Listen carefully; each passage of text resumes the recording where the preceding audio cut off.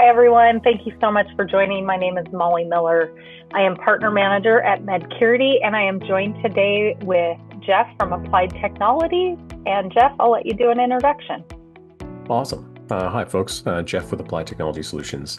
Started doing security-focused IT stuff about 16 years ago with this company, and long ago, I used to work for public education here in California, doing IT there too. So we're your traditional MSP, though we do have a healthcare focus, and we've unfortunately been involved in a number of security incidents, and that's given us a really interesting feel for what's out there and things to hopefully look out for. Wonderful. Thank you, Jeff. I'm going to let you get started with the first portion of our webinar today. Awesome. Thanks. Let me share this out. All right. So again, I'm Jeff with Applied. Thanks for, letting me yammer at you for a little while. But what I'm going to start out with really is common threats, current common threats, really what we've seen out there, why things are so different than they used to be. The real big difference is just the complexity of what we are seeing. And I know that's kind of a cop-out thing, but hear me out on that. Um, the AI generated phishing and business email compromise attacks that we have seen are so much better than they used to be. I think in the beginning of email compromise, we were all pretty used to seeing these sort of weirdly disjointed emails that maybe didn't have the right signature, or like they'd have the right name but not the right, not the right spelling, or they'd have some weird thing wrong with them. That's all gone. The threat actors are tremendously more adept at putting these kind of phishing campaigns together, and the downside to that is that it's way easier for anyone to fall for those campaigns. The success rate on these is huge now. I mean, when we look at the stats on this, business email compromise is still the number one attack. Email is the number one threat vector. It has been for the last 10 years. That's not changing. But really, the business email compromise of a single account really gives them sort of a foothold in to then spread to basically everyone, that you've interacted with, of course, but also just to spread to other folks in your organization as well.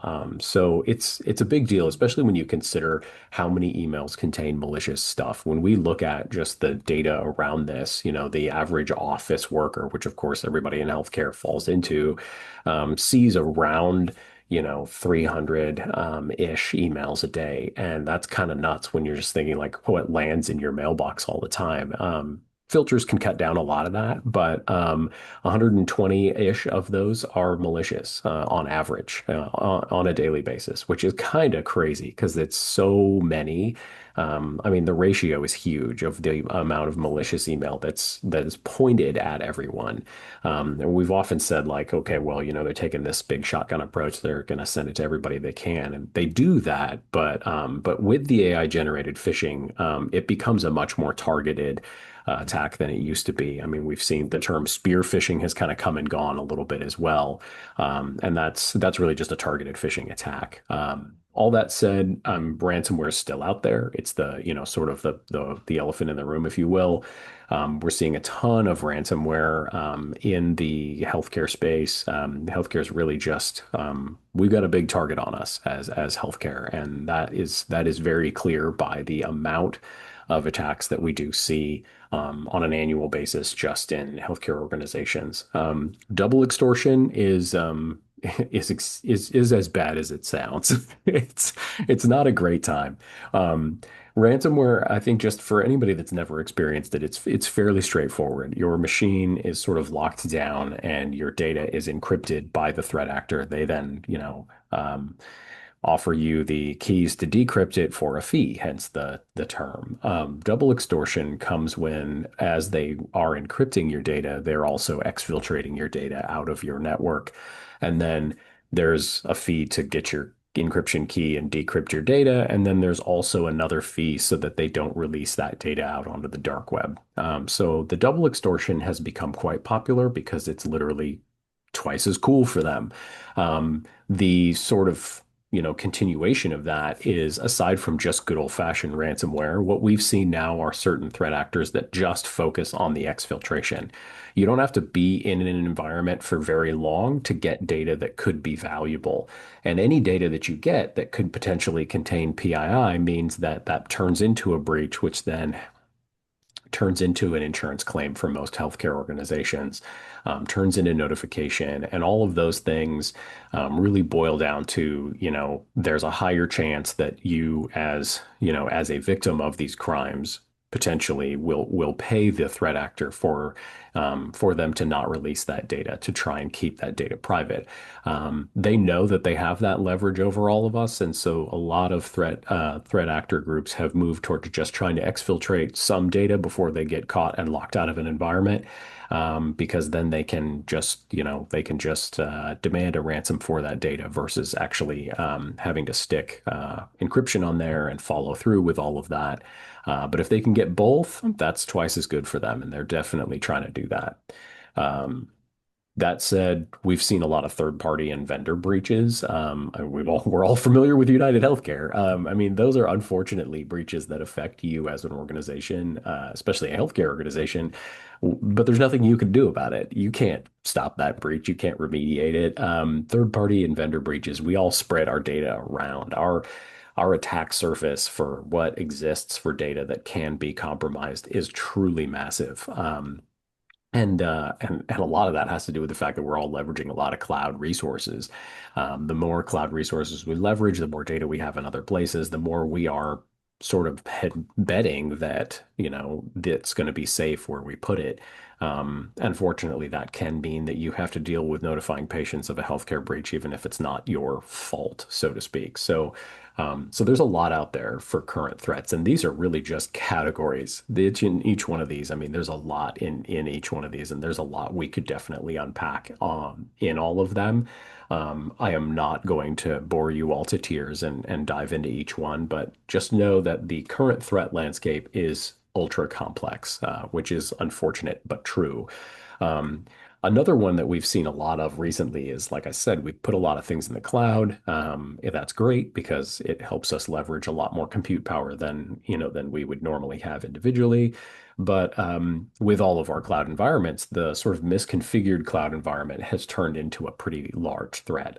That's anything from 365 and Google Workspace to, the thing we all try to have is that single sign-on. I've got one username and password in MFA that I can use, and then I can SSO into our payroll software, or I can SSO into, our EHR from my Microsoft 365 account. And that's ultra handy. It's super great from a workflow perspective. It's awesome for the employees.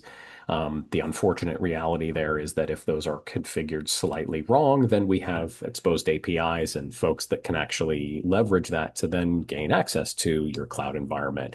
And the cloud environment, we have long said that, like, hey, we can put things in our 365 environment, and that's great, keeps it safe. And then can we use that in a way that's HIPAA compliant? Of course we can.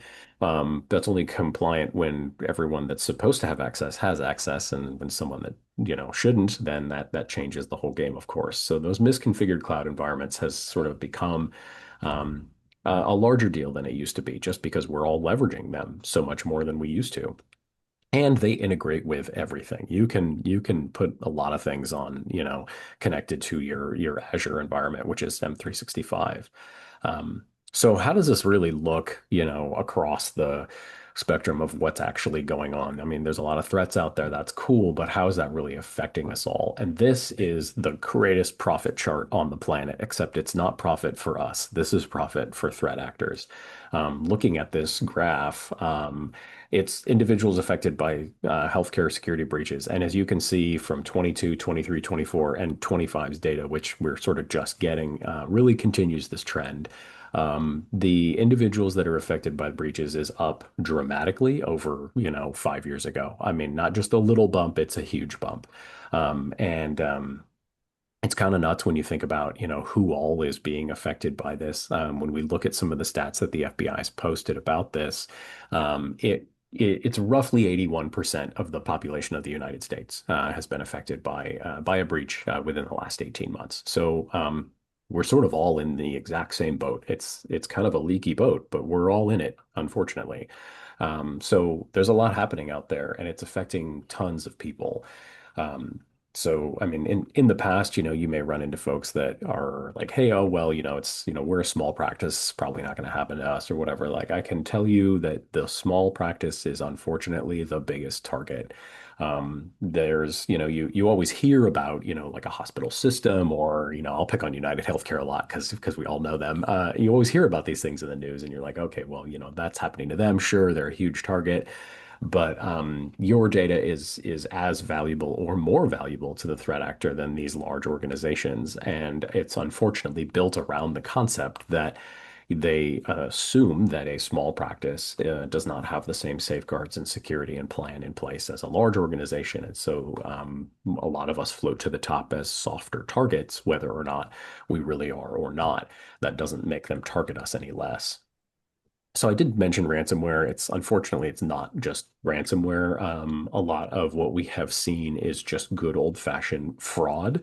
Um, and you're thinking, well, okay, well is that the same as like, cyber incident? And it really is in a lot of ways. That business email compromise, I mean, I'm going to talk about that a bunch, I guess, but the business email compromise really does drive us to look at, what are they leveraging that for?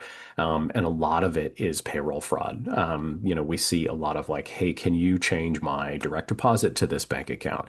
Once an email account is compromised, the threat actor has the ability to send as that person. So, the call is coming from inside the house, as they say. So it is definitely an email from a known email address. It's going to skip all of this email comes from outside the organization flags. It's going to land in the payroll system. It's going to have your signature. It's going to be AI tailored to sound just like you.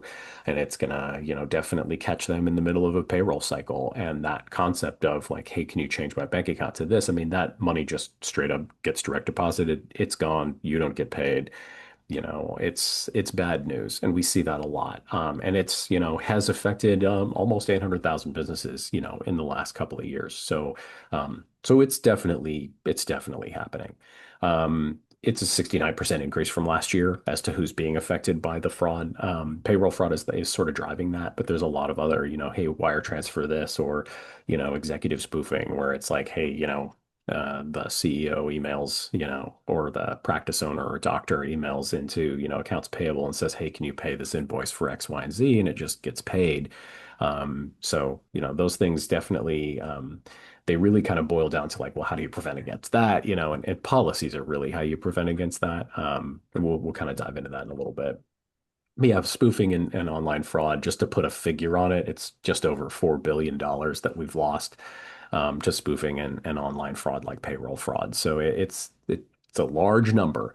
And you think, man, 4 billion, that's crazy, but it actually pales in comparison to how much we're actually spending dealing with cyber issues in general. And I mean, everything from like attacks, remediation, identity theft protection, we all have to pay for after there's been an attack, all of those things together, we're spending about $13.5 trillion annually to deal with that. And it's on track to actually hit 20 trillion in the next 2 years. And it's really kind of crazy because that's more than we spend dealing with natural disasters.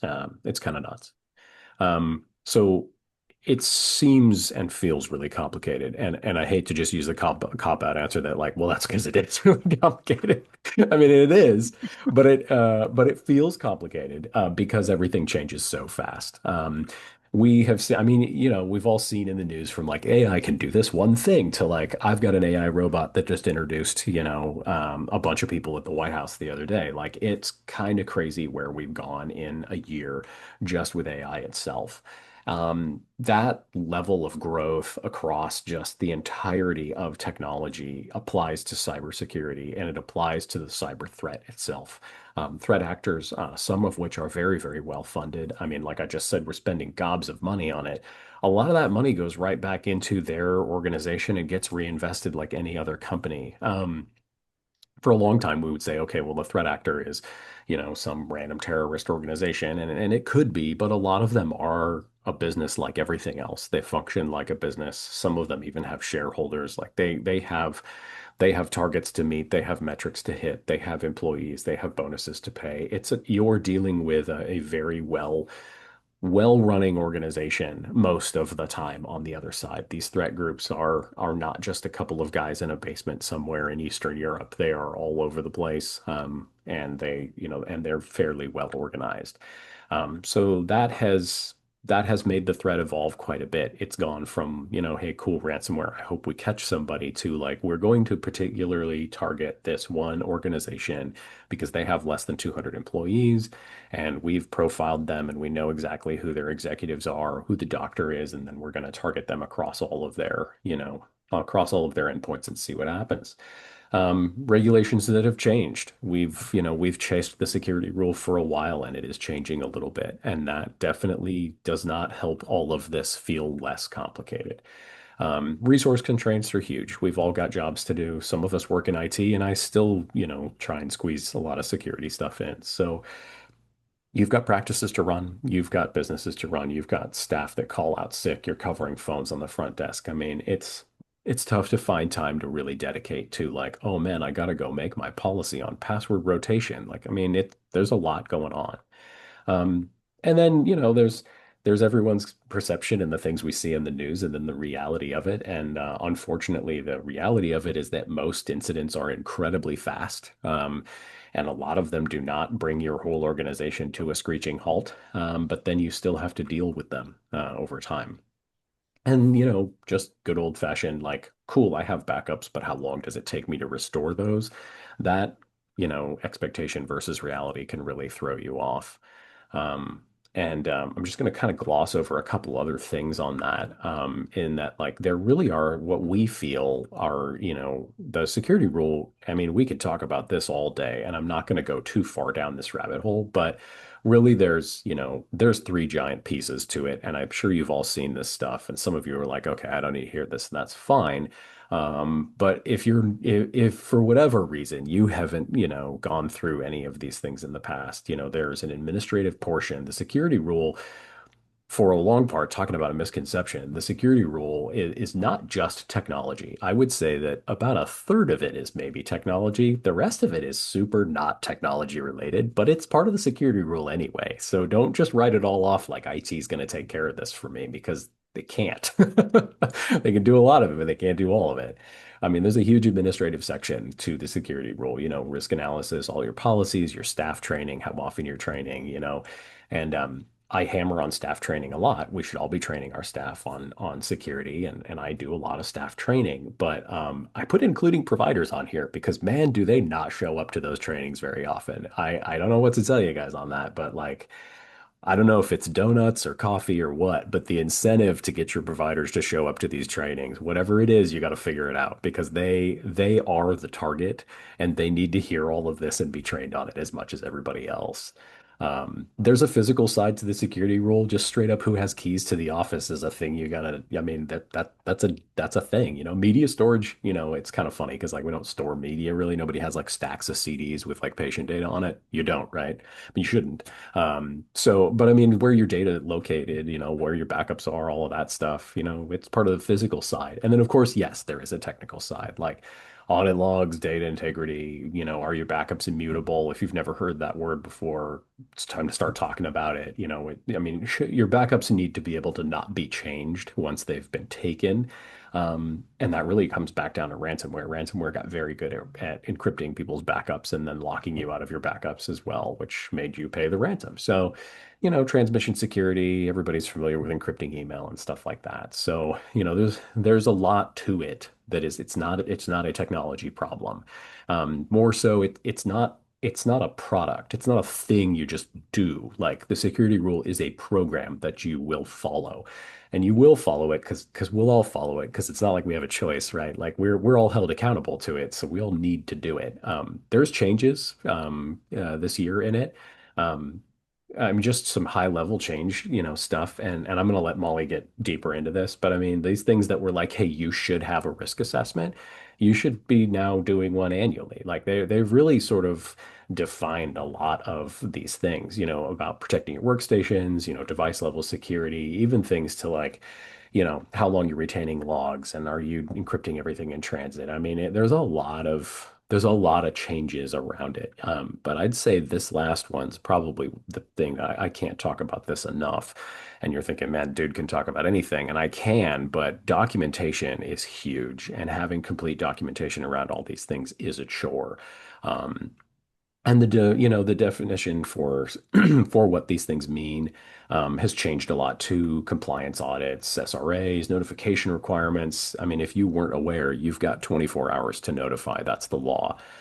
So there's a lot in here that's new. Your inventory, your network map, port segmentation. Like if you're not looking at how to establish these things in your practice this next year, then you're going to be behind the curve, unfortunately. And then, like I said, I mean, conduct an analysis of information systems. That seems ultra vague, but they now define what information systems means. So, what the government considers information systems, that's a thing that we can actually look up and say, cool, here's your analysis of that thing.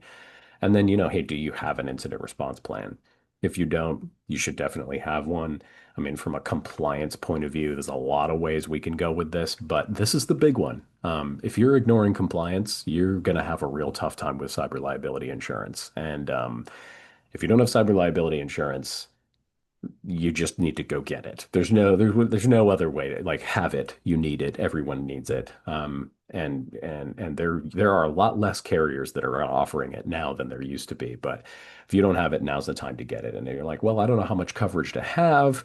Well, it just, think about it like the Air Force. Just aim high and get as much as you can because you'll need it. And then compliance aligns with best practices. It's sort of a weird thing. A lot of times we say, oh, well, government wants you to do this thing, but industry wants you to do this thing. This is not the case here. Industry best practices and governmental security measures and all the boxes we all have to check, they are becoming the exact same thing. They are really married in a way that I was not expecting, but it's great because it's one finish line for us. There's one set of goalposts, and yes, they did move this year, but that's okay. We know where they went. Policies are as important as anything else. Do not ignore those policies. And then really where we see people fall short on this is poor documentation. If you don't have real policies that fit your organization that are enforceable, you're just way out in the weeds on that one. And then ignoring the fact that there are vendors that can help you with this, like you're not going to do this by yourself. I do these talks a lot, and I often get the like, well, I'm in charge of all the thing, and it's like, well, don't be. Like, yeah, you can manage it, but like there are people out there that can help you with this, and you should leverage them. You should never try and do these things by yourself. Like this is not a one man show kind of scenario.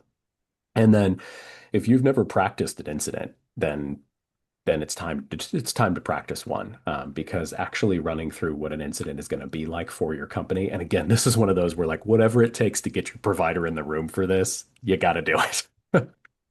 And yes, please do not do these things alone, So like, where do you really start with this stuff? An SRA is the start, you got to have that. And then where are your organizational priorities? Like you kind of have to define those as you go through this process and then leverage your partnerships. Everybody's got some IT partnership, whether it's internal or you have an MSP, and that's great. And probably one of the better partnerships you can have in this entire scenario is somebody like Medcurity. And for that, I'm actually going to turn it straight over to Molly so that I can, stop yammering at you guys. Because like I said, I'll do that all day, apparently. Thank you so much, Jeff. So many awesome points that you hit on that are so critical right now, especially with the security rule possibly defining and putting up some more guardrails about what's been a little more vague in the past.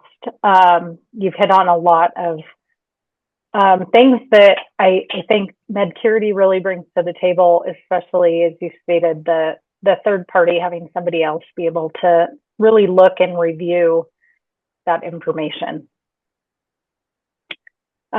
So again, I'm Molly Miller. I'm partner manager here at Medcurity, and I am going to walk you through the security risk analysis or assessment for smaller healthcare practices. And I'll define what that means and what we're getting into. As Jeff explained, cybersecurity is a critical concern right now in healthcare of all sizes. And I think a lot of times when I'm talking to smaller practices, they do think that they're maybe a little bit more immune than the larger practices because the ransomware would be more because they can afford more. But as Jeff pointed out, the reality is they do go after the small because they understand you may not have all the resources to have that kind of protection. So as we go through this on the next slide, I'm going to provide more background on Medcurity and how we can help strengthen your compliance program. So at Medcurity, we're a healthcare compliance and cybersecurity firm. We're based out of Spokane, Washington.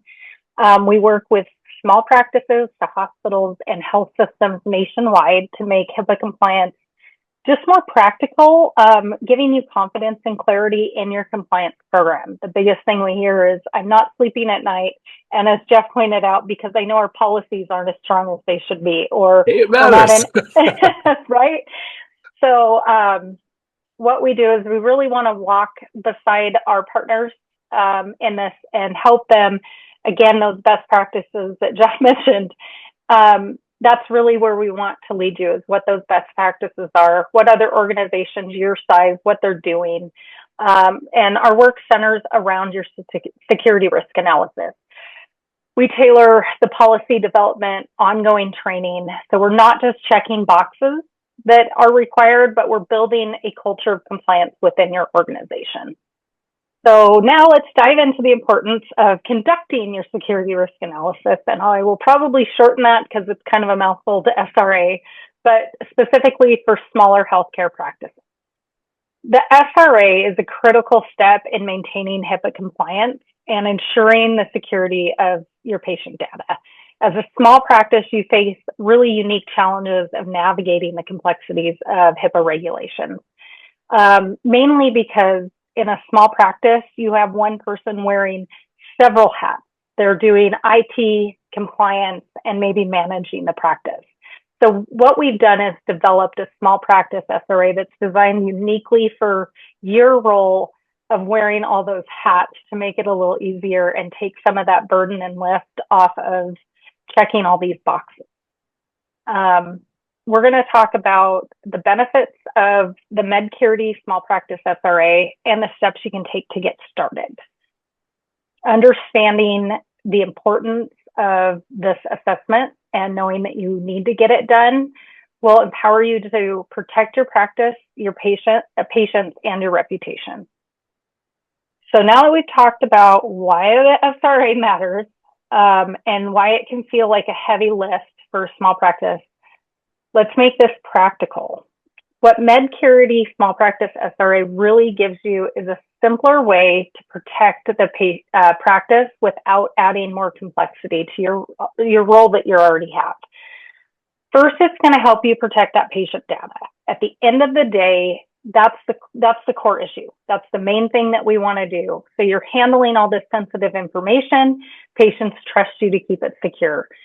And SRA is going to help you understand where those risks are and what needs attention before those gaps turn into bigger problems. Second, it helps you avoid the cost of being reactive. So a breach is expensive, the fines are expensive, cleanup is expensive. And for a small practice, even one incident can create major disruption. The value here is getting ahead of those issues early, identifying those gaps while they're still manageable. It also supports trust. When your practice takes security seriously, it's going to show to your patients, and they're going to have confidence in continuing their business with you, and the information is going to be handled responsibly. And that strong risk assessment really process reinforces that trust. And finally, it helps you meet the federal healthcare requirements. So as Jeff pointed out, there are three safeguards that they want in place. It's the administrative, the technical, and the physical. And a lot of times when I talk to any health center of any size, the technical seems to be the main one that they focus on, not realizing that these other two, the physical and the administrative, are just as important and just as required. So This is a huge source of stress, especially on small practices. It can be a financial burden, it can be a time burden, and our idea behind this is to really give you guys a big lift out of that, making it more manageable, achievable for the smaller organizations. So this is more about checking, or this is more than just checking that compliance box. It's about protecting, again, the patient information, reducing your risk, and giving your practice a practical path forward. And again, all the things that Jeff said about your IT side and the ransom side and the insurance. I'm glad you mentioned that, Jeff, because that's a huge one. Most of these insurance companies that are helping you protect against ransomware or a threat actor, they do require that you have this. You can't just check a box anymore. They're going to verify that that's done. We've heard of a few practices in the last 6 months that had checked the box that they had it done and they hadn't actually done it. They didn't get reimbursement, and it can be detrimental. Now let's look at the key features of the small practice. So with all these things in mind that I just went over, what does it actually look like in the real world for a small practice?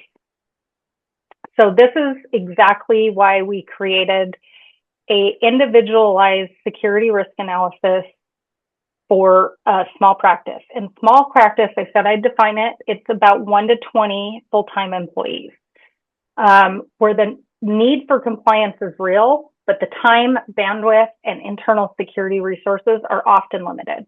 The goal is to make the SRA process feel manageable and obtainable. So instead of treating the risk analysis like a big outside consulting project, this gives your team a way to work through the process internally. So we do offer services. This is more of a self-guided, but with that, we do have our analysts that you have access to for a full 12 months. So you're not alone. If you do have a question, something happens, is it a breach or not? You have the ability to call Medcurity or our support team and ask these questions. So you have a compliance team behind you to be able to navigate moving forward your compliance program. It puts the ownership in the hands of the staff to make sure that they're understanding the policies and procedures that are in place, rather than compliance feeling like something that just happens to an organization. Your team can actively participate in the assessment process and build a clear understanding of the company's risks, gaps, and what next steps are going to look like. And with that, we'll go to the next slide. So once you get into the platform, what really stands out is how approachable the experience is. So at the end of this short presentation, I'm going to jump in and do a quick demo so you can see what the platform looks like, the ease of use, and how everything works. Again, I might be repeating myself on this small practice, but it is designed to guide you through the process that feels clear, structured, and manageable.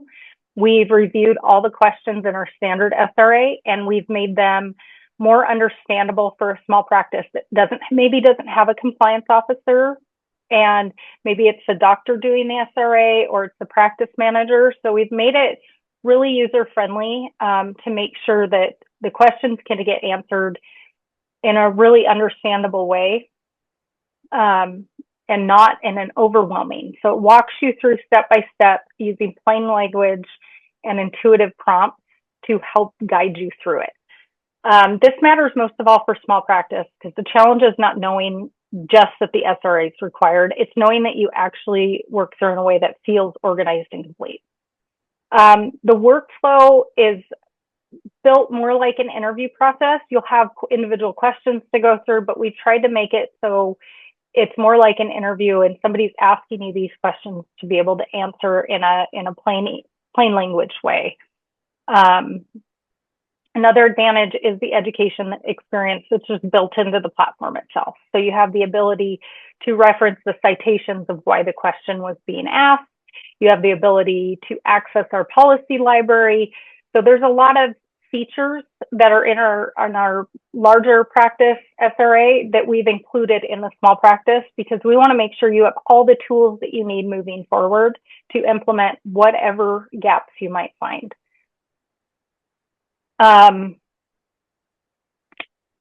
Third-party consultants, as Jeff said, is really important. So you're not on your own. And this, although it is more of a self-guided option, like I said, you still have that support from Medcurity. So you're not left alone. You do have somebody that has your back. So this is all about giving your team a process that's guided, understandable, and realistic, and completely internal, with 12 months of support that comes with it. So to talk a little bit, we've got within our security risk analysis on the platform, we have a full policy library of your privacy and security policies that you may need. They're full templates. They're fill in the blank. You have the ability to customize them. So if you're coming into this as a small practice and your policies are outdated and you need a revamp, you have a full policy library to rebuild whatever you need. You also have the ability to jump in and fill in gaps of maybe ones that are missing. The biggest one that I see right now is the AI policy. So we've already done that for you. So if you're implementing AI and you need an AI policy, it's already right there written.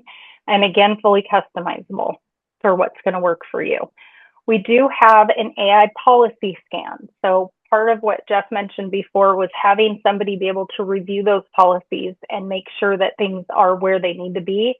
So our AI policy scan is built in-house, and it's there to help reduce the time to read through every policy and make sure, but it's also going to be able to read it and point out those gaps to say, this policy is outdated and the language should be updated.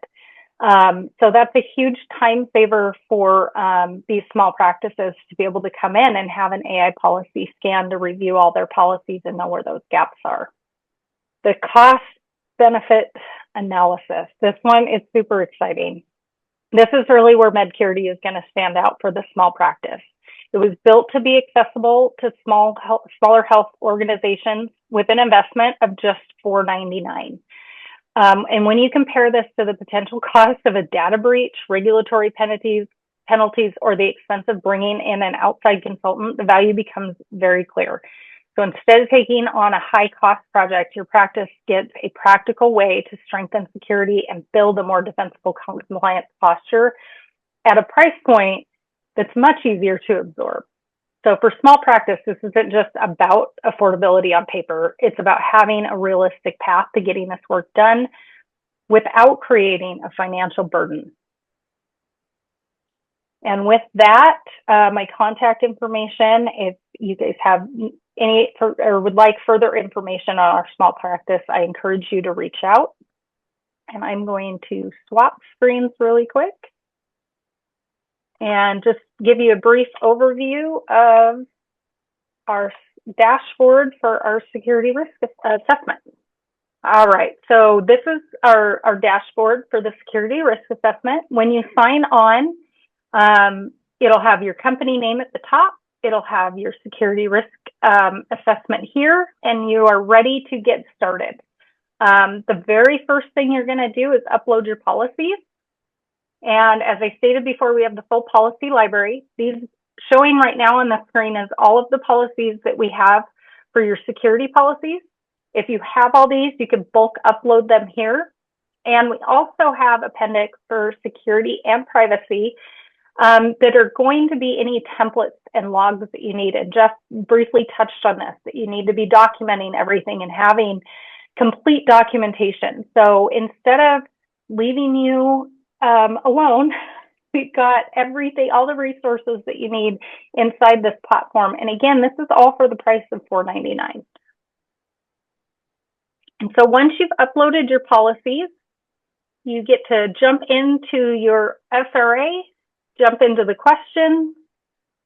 These are going to be your open questions on this side. You have the ability to go back and forth, so you're not reopening your SRA to find each question. We have the answers of yes, no, partial. You can put in your assessor note. So if something might be a partial, you can make a note of why it's partial and what you're doing to remediate that and the steps that you're already taking. You have this policy scan button at the top.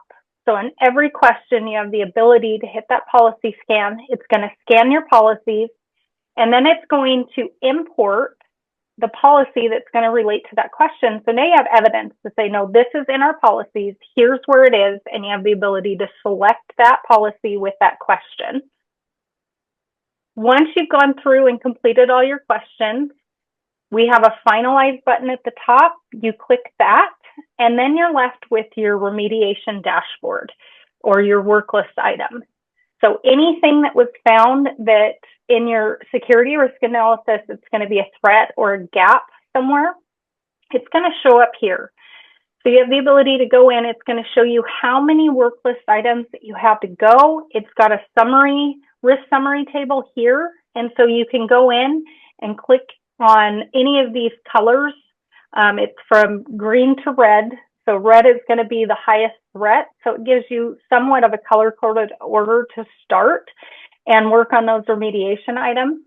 You can add as many users to the platform. You can assign users to do certain tasks within the work list item to make it even easier for you.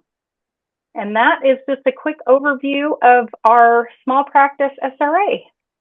That dashboard is easy and quick. I'm actually really impressed with that. I hadn't had a chance to really see that yet. We've talked about it in detail and I knew what was in it, but the dashboard is super quick. So I appreciate you guys putting the effort into that. Yeah, the policy scan, it is very slick, and it shortens that review stage of getting the SRA down. I think Joe said 60%. That's a huge time saver, especially in a small practice where you feel like you need to check a box, but you have to do more. And so with giving them the platform for the full 12 months, they really have the ability to go back in and work on those remediation items, which is the second requirement. Right. And as you stated before, bring in a third-party vendor like MSP to help make some of those updates. Right. And I mean, checking the box saying, yeah, I do this is really only like a piece of the puzzle, that the evidence gathering and the ability to present the evidence that we do have these things. I mean, that's easily half, if not more, of the equation. So it's fantastic to see that all in one place. Yeah, and when they do their security risk analysis with Medcurity year over year, they can pull their answers over from last year, which will help even be more of a time saver. Well, yeah, because a year goes by ultra fast, and it's really easy to think like, man, I don't think we've done anything different this year. But you can, knowing that you have that to start with is helpful. Yeah, huge time saver. Jeff, I thank you so much for being on the webinar with me today and your threat information. It's scary, but it's such good information to be guarded with as we move into the future, and steps that you gave to be able to protect health centers as they navigate this crazy landscape that we're in. Yeah, it's nuts, all right. And yeah, I mean, unfortunately I get to be like I've said before, I get to be a real ray of sunshine when it comes to this, but somebody's got to say it. Well, you throw some jokes in there and you make it light, and it's real, but we have to just keep pushing forward and getting the education out. And I appreciate your time being on this webinar and presenting with us. Thanks for having me. I appreciate being here.